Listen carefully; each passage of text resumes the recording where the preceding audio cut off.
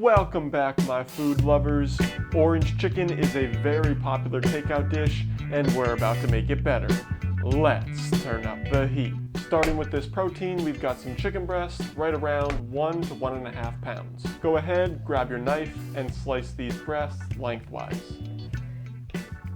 Give them a little turn, and now you can dice these into fun-sized pieces. Slide that diced chicken to the side and bring in a bowl for the marinade. Starting off with 3 tablespoons of soy sauce. Next is 3 tablespoons of mirin. On top of that is 2 teaspoons of cornstarch. And finally, 2 teaspoons of baking soda. Give this some whiskey business. Now that baking soda is going in there for one specific reason. In Chinese restaurants, they typically add baking soda to tenderize the proteins. It gets in there, and that is called velveting the chicken. Now it's time we bring that diced chicken back in and slide it directly into that bowl. Give your chicken chunks a nice little toss in that marinade. Make sure everything gets nice and coated. And now marinate it for at least 30 minutes. Bring in a new bowl. Lots of bowls going around. Keep them coming, keep them coming. This bowl specifically is the beginning of the dredging process. Now we're going to add 3 cups of flour along with 2 cups of cornstarch, 1 hefty tablespoon of salt, and 1.5 teaspoons of baking soda. And all that's going to do is give that coating some nice airy, light textures. Mix these together, and what's next, you ask? Another bowl? Yeah, you're right.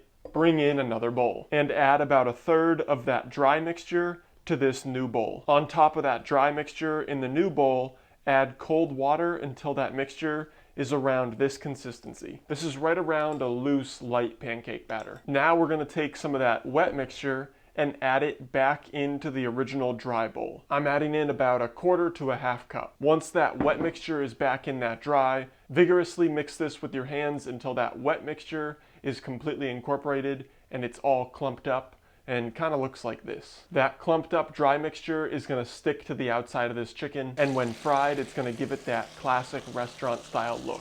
And crunch, obviously. Once this chicken is dredged and ready to drop, we need some hot oil. So let's get that started. Bring in a pot and add some oil, a couple inches, basically just enough to fry your chicken. Once that oil's in, turn that burner on and bring it up to 350 degrees. After your chicken's been marinating for at least 30 minutes, bring it back in because now we're ready to dredge. In this first bowl, I've got simply just 2 cups of plain old flour. Nothing special here, just grab some all-purpose flour and dump it into the bowl. In this second bowl, you already know it, it's that batter that we got ready earlier. And the last bowl is that clumped up dry mixture. Drop your chicken chunks into that base layer of flour, make sure it's all nice and coated. And from that dry flour bowl, now we're going into the wet bowl. In this bowl, just like the last bowl, we want to make sure everything's nice and coated. Give it a couple seconds to kind of drip, and then from that wet, now we go into the last bowl, where all that nice clumped up dry mixture gets onto the outside of that chicken, and it's ready to fry. It may get a little sticky, that's completely normal, don't worry about it. Just continue dredging, and then from that last bowl, move them onto a wire rack. Now that oil should be ready to go, so from that wire rack, drop it directly into your 350 degree oil for about 5 to 7 minutes. As it's frying, you're gonna watch each chunk go from white to golden and crispy and just absolutely beautiful. Most importantly, we want each chunk to be fully cooked, so make sure it gets up to 165 degrees internal temperature. And look at that, golden, crispy, crunchy chicken perfection. Out of that hot oil, move that chicken back to a wire rack to completely drip dry of any excess oil. While your chicken chunks are resting on that rack, now we need to make this sauce. Bring in a pan, not a pot for this sauce, because we're gonna be tossing this chicken in the pan once it's done. We need that burner turned on medium-high and add 2 tablespoons of oil to that pan. Next, you can go in with 3 garlic cloves. All I did for this was peel and grate the cloves. After that is a 2-inch knob of ginger. Peel it with a spoon and then grate it. And then on top of that, you can add your scallions. Thinly sliced, just like this. Make sure you're working all the way down to that white part. Once this trio begins to soften and takes on a little bit of color, add in your bowl of goodies. In this bowl, we have a 1/2 cup of chicken stock, 1/3 cup of mirin, 1/3 cup of soy sauce, 1 teaspoon of sesame oil, 1/4 cup of sugar, 2 tablespoons of rice vinegar, the juice of one orange. Just cut that orange in half and juice the absolute holy shnikes out of each half. But before you juice it, you want to get all the zest off. So go ahead, zest that orange and add it to your bowl. And then after that juice, 3 tablespoons of cornstarch. This is going to be there to thicken it up once that heat begins to cook it. And don't forget a pinch of chili flakes, about a teaspoon. Give that a little whiskey business, and now your bowl of goodies is ready to go. Bring this sauce up to a simmer, simply let it cook, reduce that heat to low until it's thick, syrupy, bubbly, and perfect. Now a good test for this is to push your spoon through the sauce. If there's a trail behind the spoon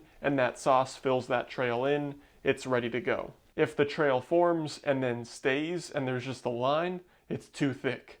Add a little bit of chicken stock to thin it out and get it back to the consistency where it fills in that space. At this point, you want to check the salt level. There is soy sauce in this, it should be enough, but try it. If you need some salt, now would be the time to add it. Now we can turn that heat off, bring that chicken in, and waterfall it directly into that sauce. Oh man, a chicken waterfall? Look at that. A fried chicken waterfall. Only in my dreams. Once in, we can toss each nugget in that beautiful tasty sauce. And once each one is lathered perfectly, what's more beautiful than that? And the scent coming off this, oh man, you have to know what time it is now. Now if you guessed it's time to eat, oh yeah, you were right. Now you just saw it. Is your mouth watering?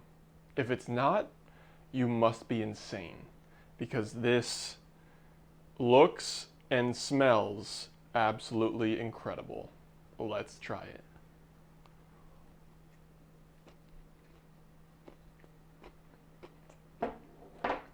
Oh my God.